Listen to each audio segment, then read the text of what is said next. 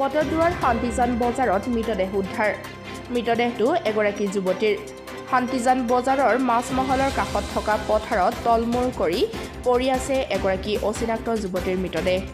পুৱা স্থানীয় ৰাইজে মৃতদেহটো প্ৰত্যক্ষ কৰি বটদ্ৰৱা আৰক্ষীক খবৰ দিয়াত বৰ্তমান বটদ্ৰৱা আৰক্ষী উপস্থিত হৈ তদন্ত আৰম্ভ কৰিছে। অৱশ্যে এতিয়াও এয়া হত্যা নে আত্মহত্যা বা মৃত্যুৰ কাৰণ জানিব পৰা হোৱা নাই।